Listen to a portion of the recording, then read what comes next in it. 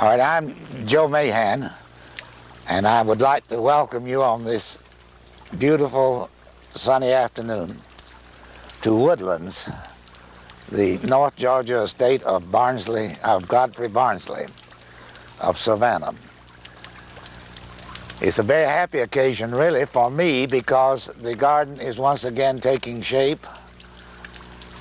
The great house, the ruins of the great house which you see behind me, are being stabilized, and generally Woodland is being awakened after almost a century of what I call sort of at least slumbering, if not dead.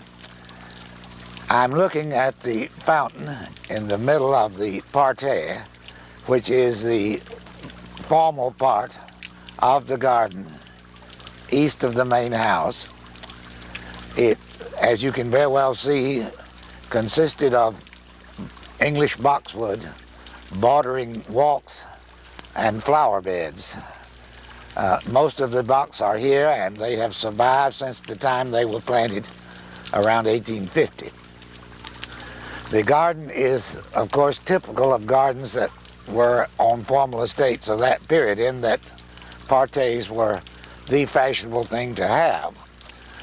But a story I've been told is that Barnsley himself designed and worked out the design based on a Marseille quilt pattern that he had seen.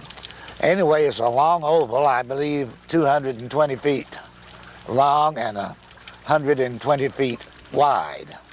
There are some heart designs in it and other elements that bespeak of a romantic character, because after all, he was planting it in memory of his dead wife, Julia, whom on later occasions, Godfrey Barnsley being a spiritualist, as was common in his particular social group in the mid-19th century, he strongly believed that Julia's spirit walked frequently in this garden and that she would enjoy the beauty that he was creating here.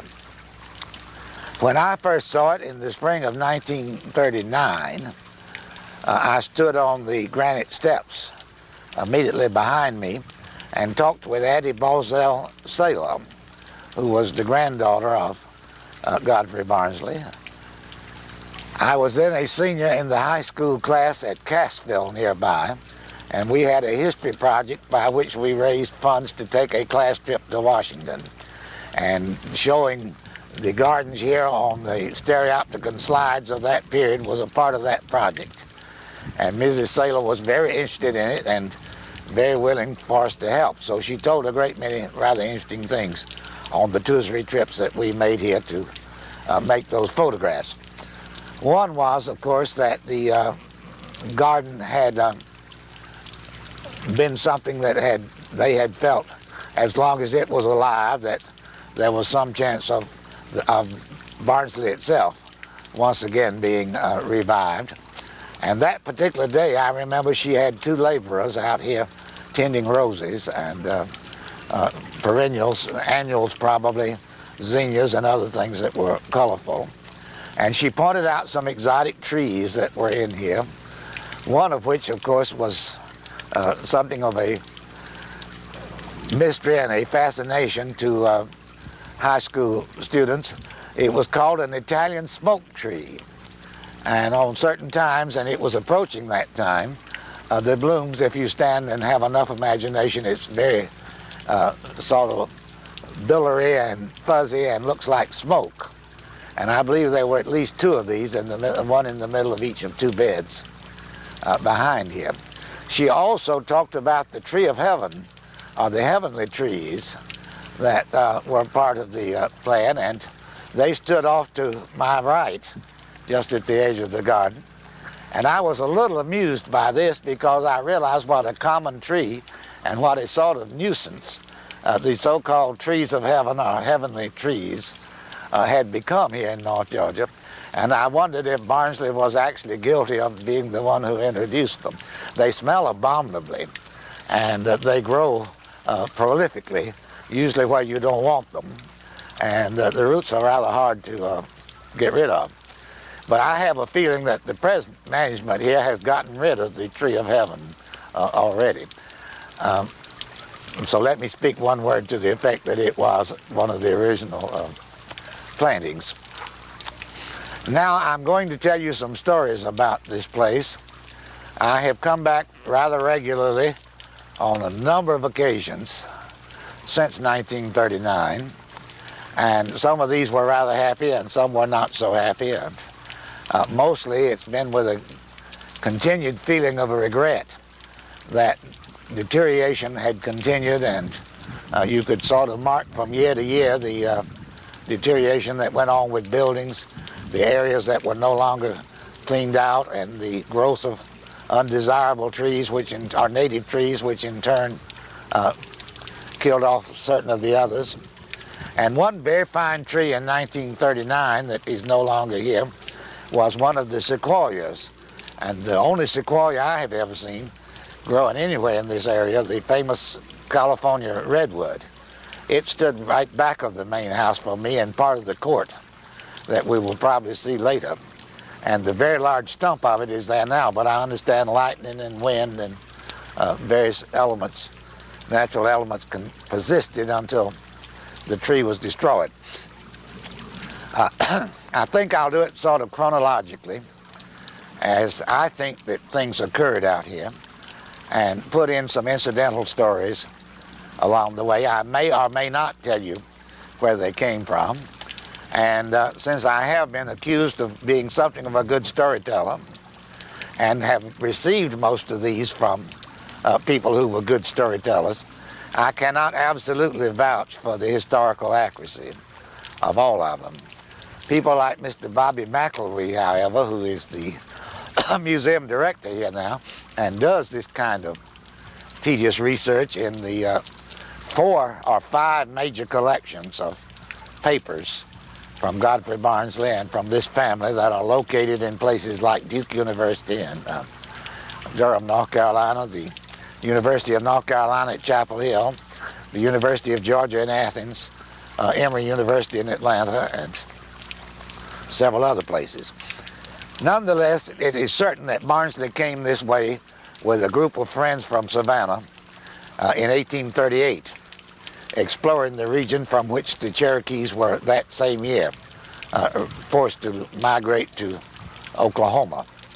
And he went as far as Chattanooga, which was the point then called Ross's Landing on the Tennessee River, to which the state of Georgia was to build a railroad financed by the state from a stake driven in the ground they called terminus of the 2 railroads that were being built, one from Augusta and one from Savannah.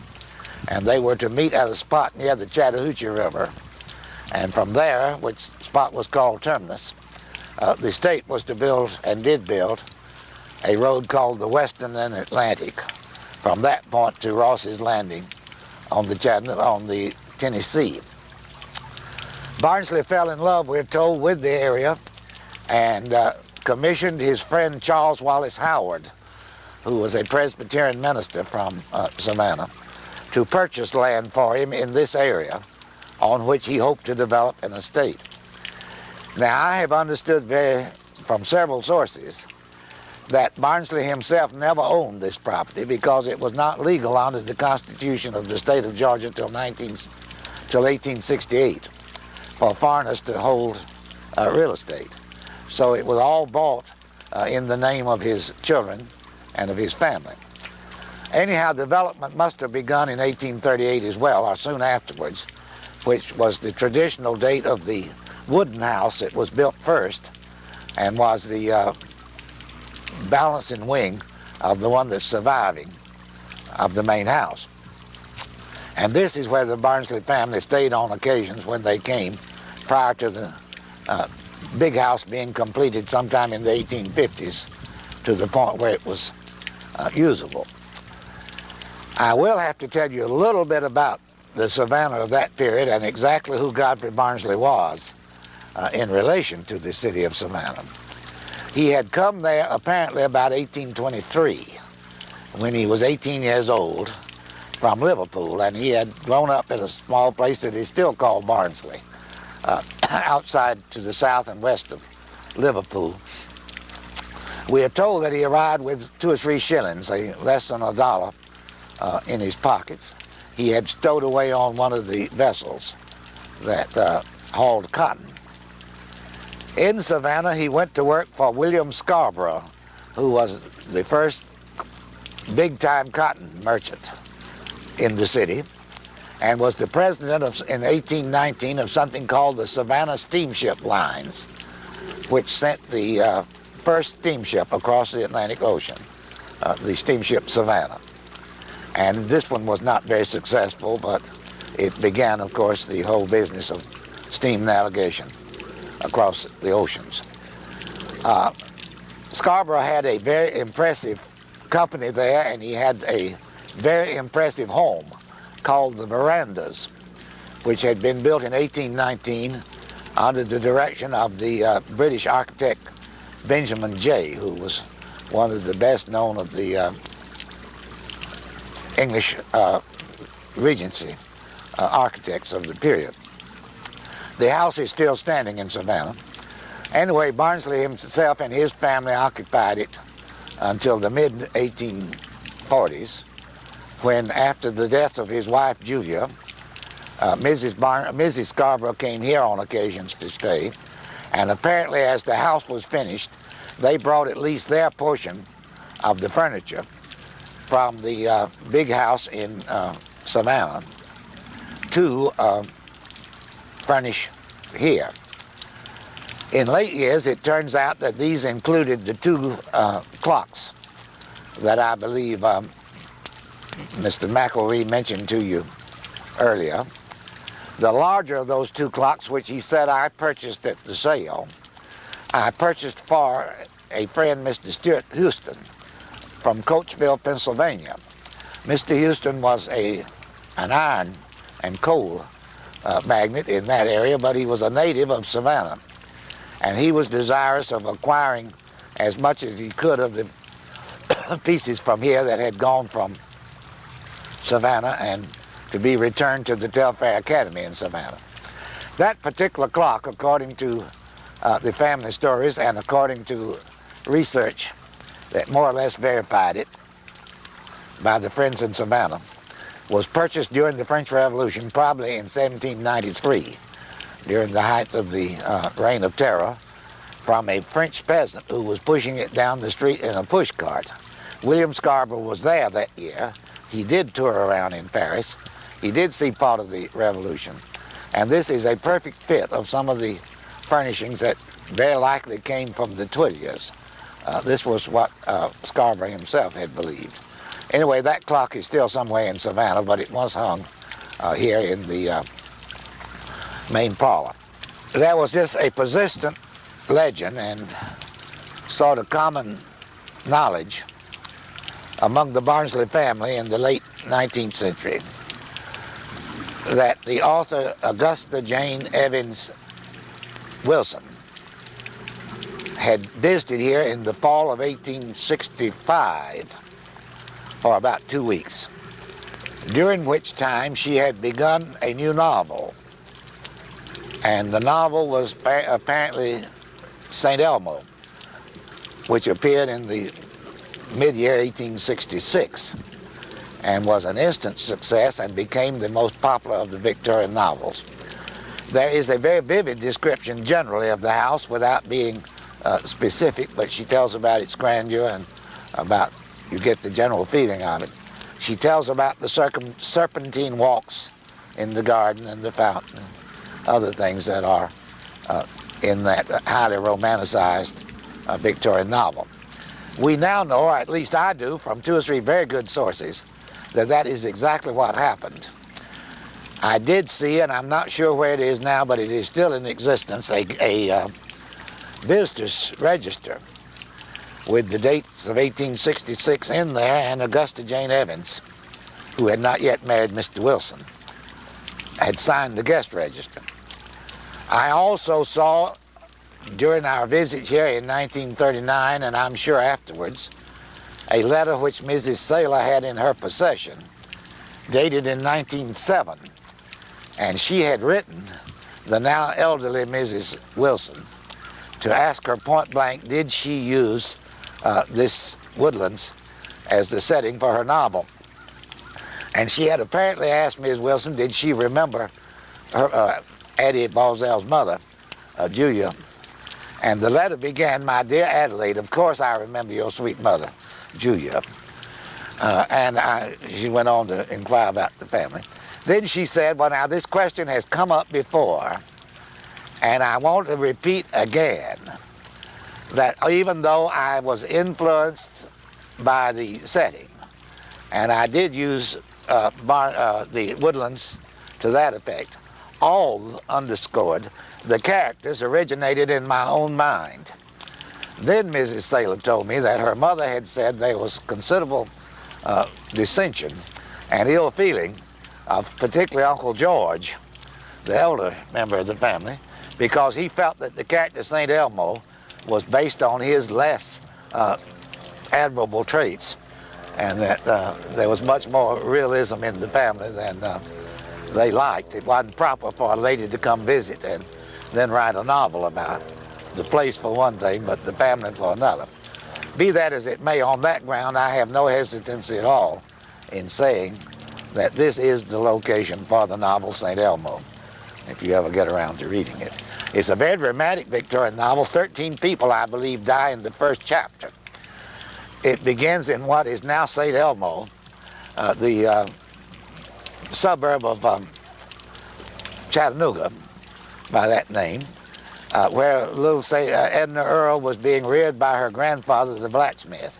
He died, and she had nothing to do, nowhere to turn except to go to Columbus to work in the cotton mills, which was evidently the worst fate that could possibly befall her. But on the way, fortunately, there was a train wreck, and she was thrown from the train and injured, and this sweet lady in a very elaborate carriage came by and took the wounded girl to this place, and the story went on from that. So that's all I know, but I insist that it is the setting for St. Elmo. You know, I love beautiful things, old things, things that are a history within themselves. And certainly I want to appreciate Dr. Joseph Mahan for inviting us and bringing us to this place, and certainly the curator, that I'm sure that many of you will want to meet yourself.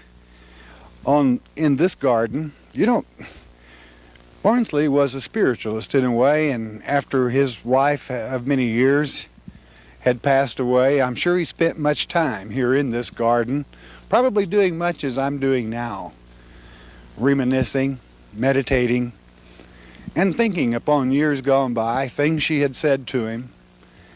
And a spiritual person is a person that has much feeling. You know, I look at paths, and I wonder who walked here or what this might say, if it could speak.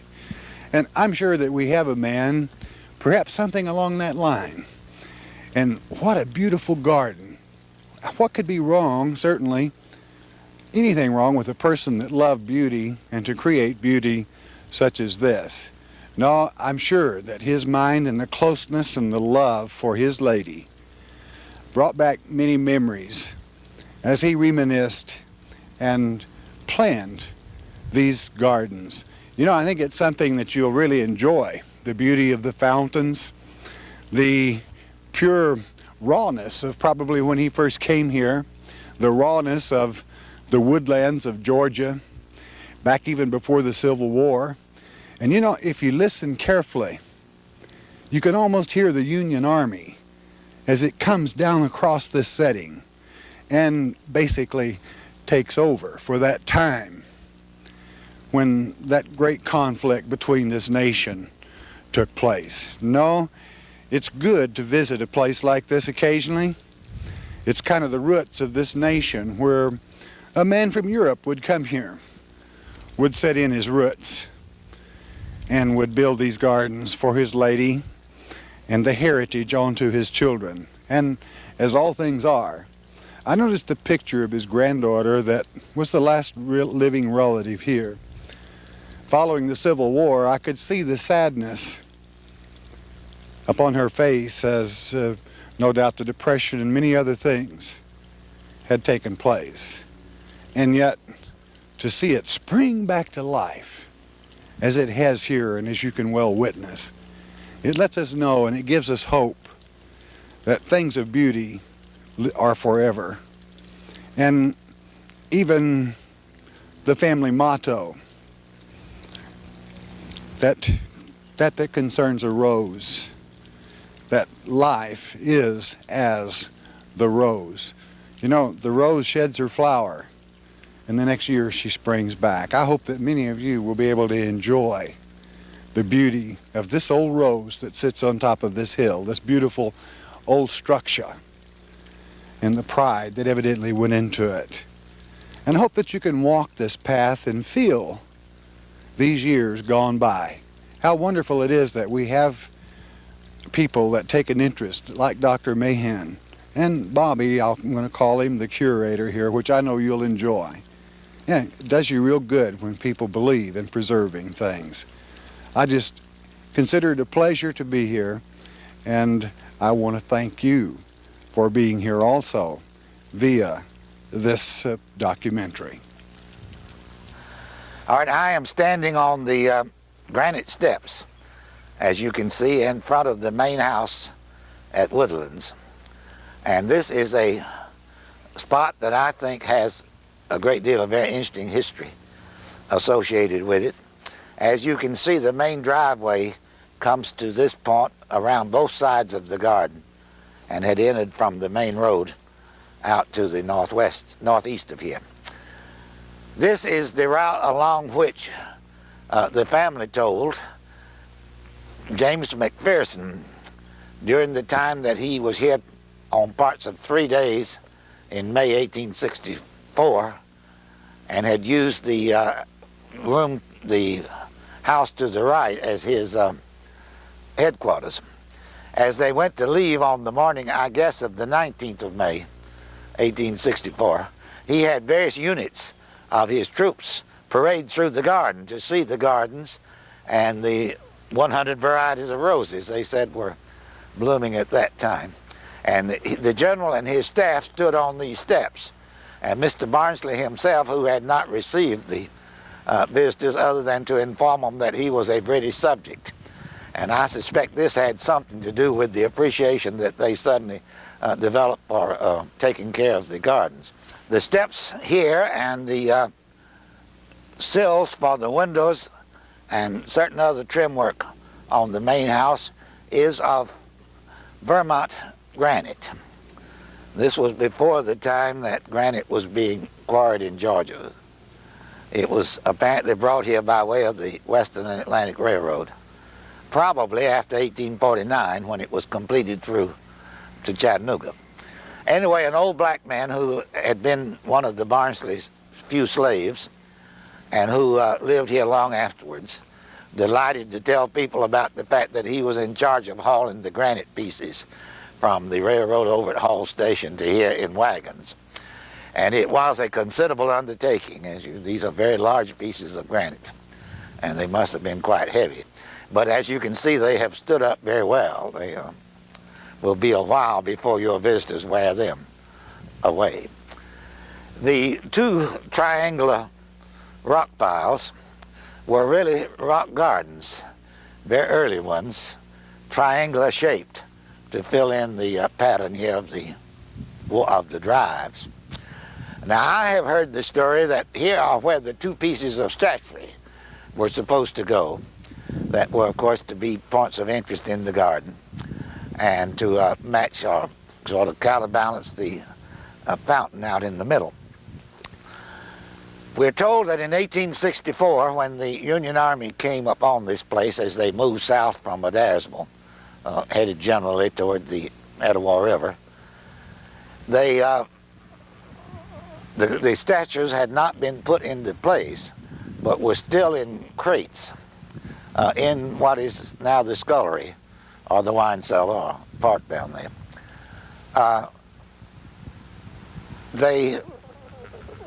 The final work of finishing the house was being overseen by a French interior decorator who panicked when the news reached them that the Union Army was approaching. So he ran away to join the winning forces. You know, this is what often happens, you know. Okay, I might have done the same myself. They seemed to be the safest place to be. Nonetheless, he spread the story about the rich old Englishman for whom he was working over here, and the fact that he had personally seen 2 crates of gold hidden in his cellar. So when McPherson slept upstairs in the wing over there, some of his army broke into the lower floor underneath him and drank, according to a later inventory, $18,500 worth of wines, liqueurs, and whiskeys of sorts and kinds. Then they took out the big crates, expecting them to contain the old man's gold. And when they found they were simply statues, they broke them into pieces and left them lying in the driveway at the back of the house. This is a little bit of history that doesn't make any difference, except that I was also told on another occasion by Mrs. Saylor, whom I happened to think to ask, well, Ms. Saylor, what happened to the pieces of the statues? Are they around anywhere?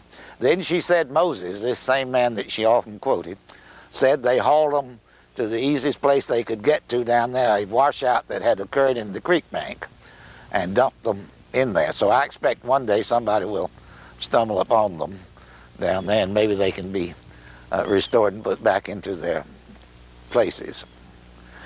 Behind me then is the main entrance to the big house. Above is the square tower, which is characteristic of Tuscan villas.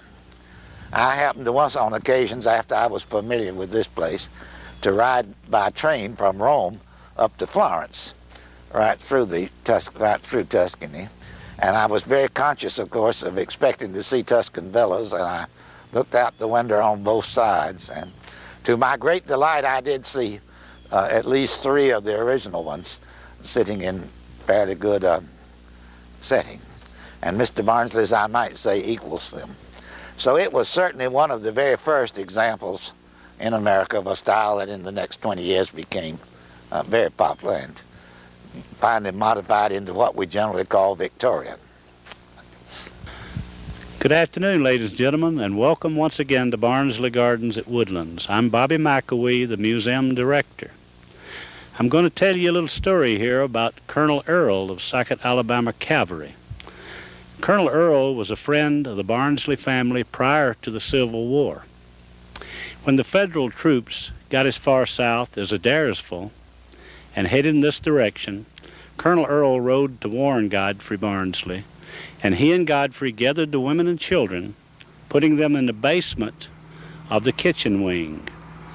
As he prepared to leave, he went out the south side door, and just as he stepped outside, Mary Quinn, Godfrey's Irish housekeeper, hearing the advancing Federal troops and seeing them shoot up in this direction, opened the basement door with her little Irish curiosity getting the better of her. Colonel Earl heard her and stepped to the corner of the building, suggesting, "Mary, get back, you're going to get..." Those were his last words. We have this documented by the gentleman who killed him, who was a sharpshooter from Illinois. He kept notes throughout the war, and after the war wrote a book documented where he had killed Colonel Earl at Woodlands, May 18, 1864. Also, Godfrey Barnsley wrote a letter describing it. Now, when the colonel was first killed, there was nothing Godfrey could do for him, and during the time that he lay out back here, 2 skirmishes took place out front. After the skirmishes were over, and after General McPherson and his 18,000-man army occupied Woodlands, Godfrey was allowed to bury the colonel in the spot where I now stand, and this is his tombstone just behind me. He was not allowed to take him over to the family graveyard and place him there. Now, when he was searched, the material that was removed from him contained 2 pictures, one of which was his wife, the other was, strangely, of Mary Quinn, the Irish housekeeper.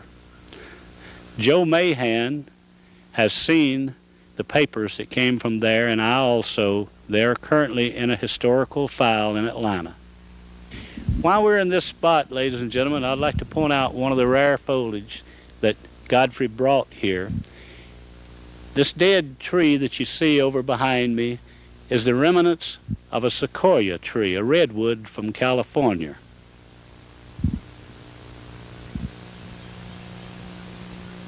Lightning struck it and killed it approximately 10 years ago.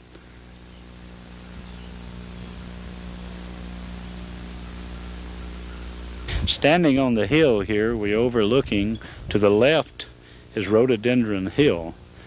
The gardens crew has reintroduced in excess of 500 rhododendrons to the hill. The south slope here, this spring, opened up with 41,000 daffodils. Next spring, I understand there will be nearly twice that number. The water feature, which you see, the first one down below us here, Godfrey called his bog gardens. Commonly, we would refer to it as a sunken gardens. He talked of thousands of aquatic plants that he had introduced to his bog gardens. They apparently were quite tight if he had thousands in that small area. Beyond that, where you see the water sprinkler currently going, that was his British Deer Park. Beyond the British Deer Park, which you cannot see from this location, is his Oriental Gardens, which we have several letters where people visited here and wrote describing the beautiful Oriental pond surrounded by giant Chinese fir. The pond to the west of that, to our right, is the Black Swan Pond. Black swans will once again be swimming on that within the week. The current owner of the property is Prince Hubertus Fugger of Bavaria. As soon as Prince Fugger was made aware of the historical significance of Barnsley Gardens at Woodlands, he chose to restore the gardens and stabilize the ruins. This is his gift to the American people. To me, this is highly significant when you consider the Fugger family has been making history for between 600 and 700 years in Bavaria. He is, however, a student of the American Civil War. Stonewall Jackson was his childhood hero, hence the name of our company, Stonewall Limited Partnership.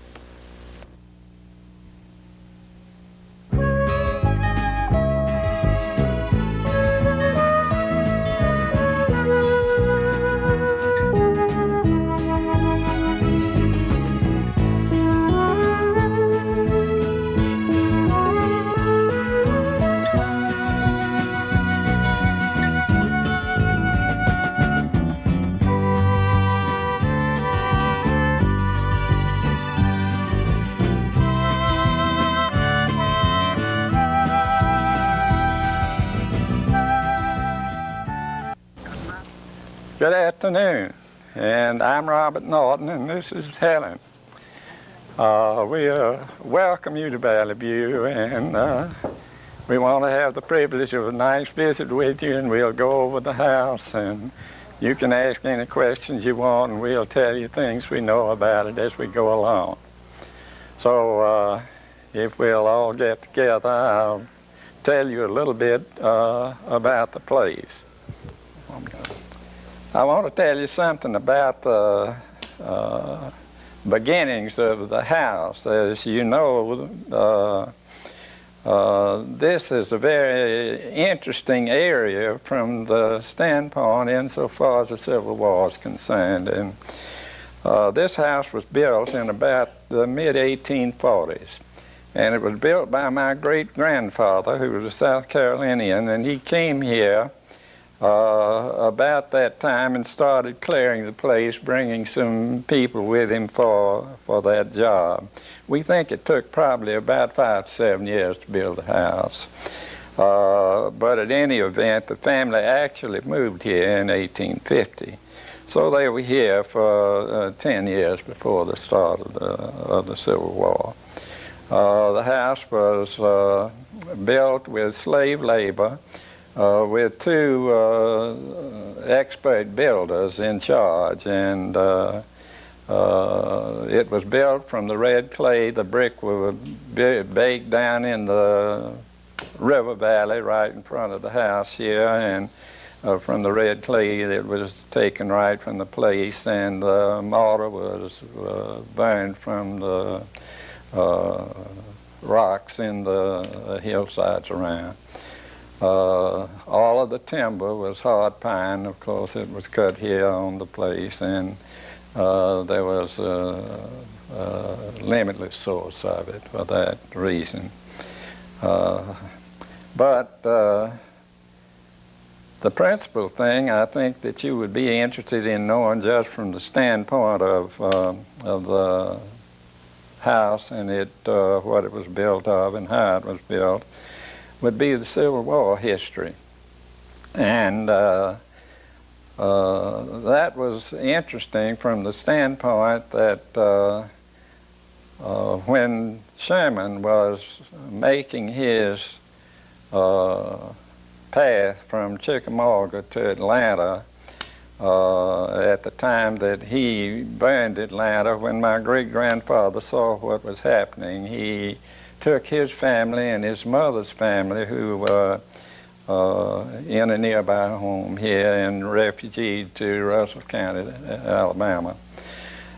They left the house in the care of a German cabinet maker whom they brought with them from when they came from South Carolina. And an interesting thing is that a great deal of the furniture that is still in the house was built by this cabinet maker. He made it all of walnut, and of course, being on the river, there was a limitless source of walnut for him to use. And it's also interesting that I inherited this house from the widow of my mother's only brother, and she not only left us the house but everything in it. So a lot of that furniture is still in the house. But he refugeed and left the place in the hands of this German cabinet maker, and he was a rather uncouth old fella, but anyway, he was devoted to the family. And after Sherman burned Atlanta, he withdrew his forces with his headquarters at Kingston, which is, you know, is a nearby little town on the railroad. And General Schofield, one of his divisional commanders, was in this house for about 3 months. And we know that that was about the time, because that was the time that Sherman took to regroup his forces and be ready to move on. And General Schofield had a company from Warsaw, Indiana. We know that because two of the people wrote their names on the wall, left their calling cards, and fortunately we were able to get a roster of that company. One of the things we know is these two soldiers who had written their names were mustered out at the end of the war. They both survived the war. But it's an interesting historical angle. However, the first thing the Yankees did when they came here was pack up everything that they could move and put it on wagons and haul it over to Kingston. It was the usual thing they did with spoils of war to ship it north. And this old boy got on his high horse about it, and he told them, said, I'm a German citizen, and you've taken my stuff, and I want it back. And he wrote a letter to General Rosecrans, who was on Sherman's staff and himself a German. And he says, these buzzards have just taken my stuff, and I'm not going to put up with it. He didn't expect to hear anything from it, but in 2 or 3 weeks, here came the wagons holding back over the hill. And as a result, when the war was over and the family moved back, he was able to say, well, it's all here. Well, that's wonderful. That's sort of the story of the Civil War part of it. There are a few relics around. This is right here in this column is a bullet hole. You can see the exit of it right there below the towel holder. And there's some scars on the wall. This building on the outside there was originally the old kitchen and the sewing room. And apparently they used that wall for sort of target practice. And the scars and many balls are there. And in the old kitchen we have some of the relics that interesting as far as the war is concerned. Now, is there any particular thing now that you would like for us to point out? See, there are a lot of things that show you what the house was like. This well out here was the only source of water, and during my childhood I remember they had the old oaken bucket there with the brass bands on it, and it was before the germ theory, you know, was taken into consideration, and they had a dipper in the bucket, and everybody would drink the water, throw what they didn't drink out, put the bucket back in, and but fundamentally the house is essentially as it was. And I expect now, with that much information, you'd like to see the house. Oh, we would love to, and I must say that the house is really in good repair, and well, thank you. It just looks very, very nice, and we just appreciate you allowing us to see through. Well, we're just delighted. And I want you to remember that so many of the things in the house as we go through it are original pieces of furniture, and you can pick them out without any trouble. My aunt and uncle had a very interesting life. They spent 10 years in the diplomatic corps in Romania during the reign of Queen Marie. She was a very beautiful woman, and her husband was the most dried up looking little sap you ever saw in your life. But she was one of the granddaughters of Queen Victoria. But at any event, in their travels, they picked up many lovely things. Some of them we have lost, unfortunately, from break-ins. So before we found out, we had to put bars on the doors and the windows. But so many things, rather beautiful things that they acquired, and so they are other things that make the house interesting. Well, we're anxious to see it, and All right. Thank you so much. Good. This room was the living room. This is a picture of my Uncle Sprout Fouché. I don't know whether that light's good enough to see it. It was from his widow that I inherited Valleyview. He was one of the most charming men that I ever knew in my life. When I was a little boy, it was more fun to go around with him. He had a sense of humor that wouldn't wait, and anything he wouldn't tell you.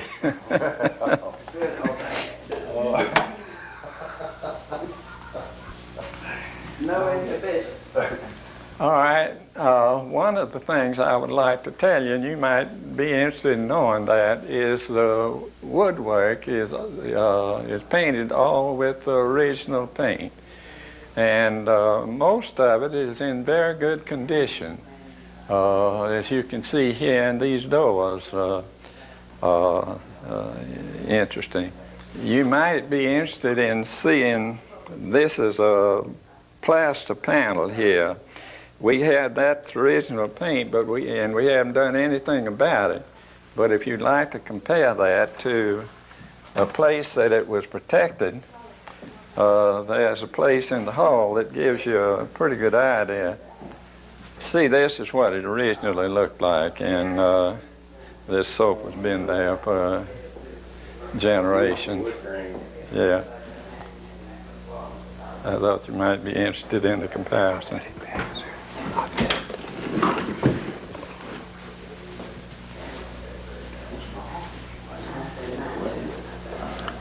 Grainy. That looks inset mahogany, perhaps. Yeah. It's beautiful. And this is some work of my great-grandmother's when she was 16 years old. I don't think you can get a picture of that. Well, let's come into the parlor here and we'll...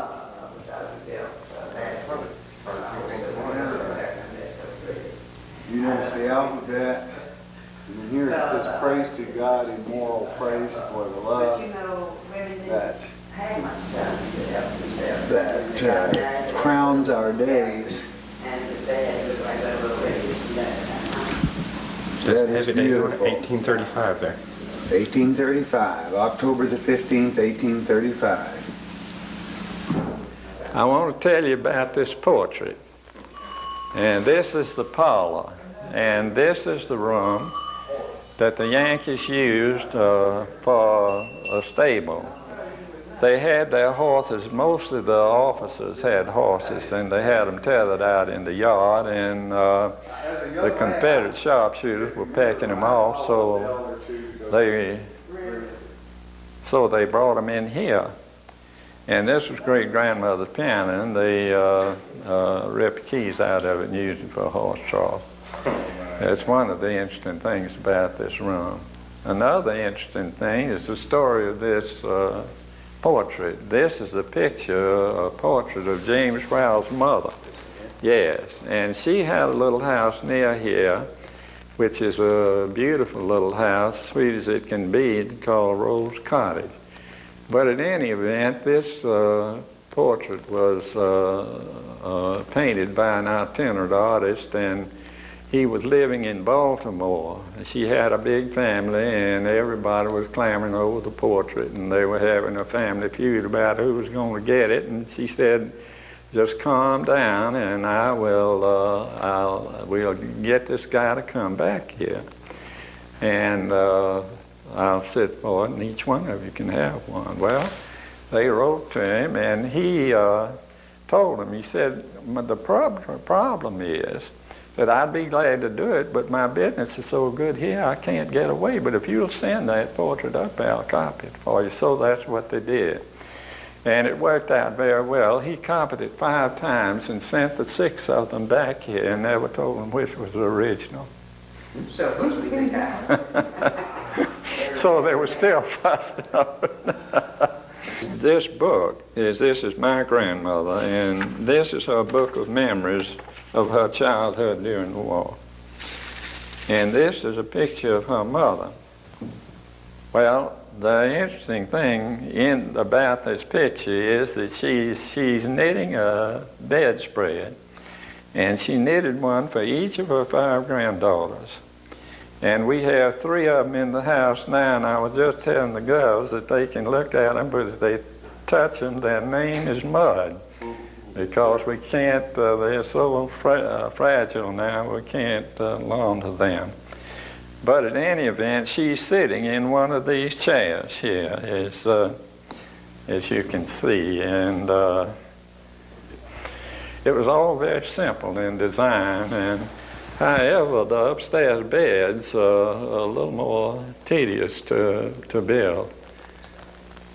But there's a similar piece of this in the dining room. If we can, I'm going to let Mike go up and take a picture of you coming up the stairs. All right, I may not make it this time. You could put it in slow motion for that. We need one run up those steps, and you know. And if you want to explain that piece right there in the corner when you get to the top, just go right ahead. And He doesn't even know what it is. Shannon, what's that thing called? Name No, it's got a name that ends in the corner. I tell you, now, I want you to know I don't know what the hell the thing's called. But at any event, it's one of the original pieces here, and it's an interesting piece.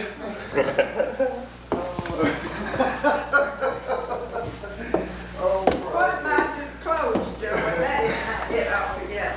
Now, anybody who doesn't know that doesn't get to us. that's right. I wouldn't think so. We were taking some friends up one time, and this young man, who was one of our daughters, age Oh, that's one of the beautiful. things we are doing is we are weaning the calves. I told them when we walked up, I said, somebody's weaning calves. That's exactly what the trouble is. Sorry for the cows. I just don't know what to do. I know. It's terrible. It's part of life, and Yeah, but fellas don't have to sit down there and cry and hurt like that. true. It's not There- really it's- just part of life. There's that part of life is not as fair as it could No, be. part of it is damn Now there's an interesting thing about this balcony. These metal posts were originally the only support for it, and there was an iron grill work that had been cast at Cooper's Iron Works. And when Sherman came through, they destroyed the ironworks and the castings. And of course, after the Civil War, everybody was broke. And they never, during my childhood, there was never anything but this shelf up here. And I want you to know it would scare the pants off of you to get out here. But this is one of the areas that we had to repair, and this is the original flooring. And all of this boxwood is originally from South Carolina, and the triple hedge is also the same. Was also brought with them when they came, but the boxwood maize was from cuttings that they had, little plants that my great grandmother brought. Now these That's a fainting couch. That's a what? Fainting couch. Oh. For when they wore those corsets. Corsets too tight, you couldn't breathe very good. now there's some interesting things in Get here. back here. It's from like- Now this is one of the bedspreads. I think this is the prettiest one, and of course this is Mr. White is doing. I don't know. Can you imagine turning that on a hand lathe? This little couch bed is a handmade bed, but we're not sure that Mr. Whitey made it. It's a little more to do it than any of the other things that we know are pieces that he made.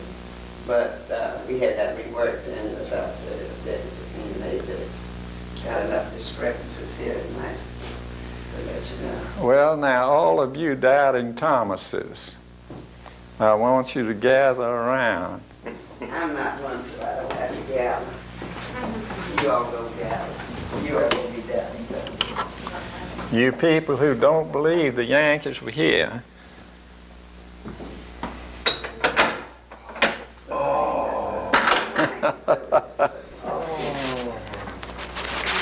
I don't know whether you can get a picture of that or not. It's not as clear as it was because as a child I ran my hand over it every time I came up here.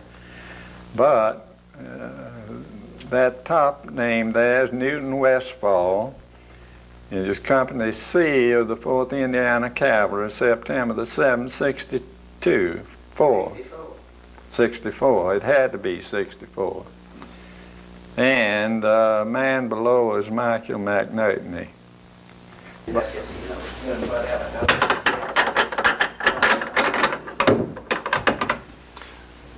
Well, they Did just you kind of get a good look at it? Yeah, that's Did they just kind of would make themselves at home then? Absolutely. When they moved into an Yeah, area. yeah. It's you know, disciplined troops do not destroy, usually unless they're ordered to. Yeah. Now this other room is pretty much the same. This you can see is one of Mr. Whitey's pieces. Yeah, then show them how that thing lets down. That's ingenious. The side deck and stuff.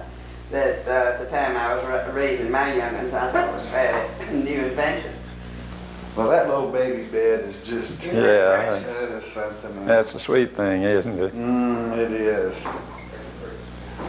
Well, I can certainly feel the love and family pride and heritage Yes. that's involved Yeah, in well, this home. And I'm how going fortunate we were. God's Yes, always, and they I'm just gonna- dropped in our laps, you know. to be praying that that some of y'all's young folks. Oh, all of my children love this place. Oh, I'm sure they do. Oh my. Now this piano was out on the porch, and it was the piano that the young folks used when they had parties and so forth and so on. I think one of the interesting things is the actual cotton to work on those was really beautiful way. And on the other side, you see, it was the same thing. And I was just telling them that the slaves brought the food in from the kitchen, which was outside, and served it from here. And this was the smokehouse. That was the smokehouse, and the floor of it is dug down about that far. And you know, salt was one of the things that was a source of Curing meat. yeah. And in the wall, they dug that up and got salt out of it, Well, so they'd still have something to cure the meat. well. And then I can remember the WPA and the CCCs when all that came Oh, in. yeah. You know, of course, I was too little to participate Yeah, in it. well, you know, Aunt Edith, really her sole income was from the soil bank. Well, You remember the soil yes. bank? Oh, yes. And she got, I think, $3,300 a year from it, but that was her sole income, and she couldn't have survived here if it hadn't been for that, because all of us were broke. Yeah, yes. By the time she died, I was pretty well established, but I wasn't practicing in the days when the doctors had got to be millionaires, you know, and that sort of thing. I'm sort of glad I didn't. Well, I'll tell you, I must compliment you all on this place. I've fallen in love with it. It's just beautiful. Well, we have been interested in it, and particularly since I retired, I've enjoyed doing things with it. Yes.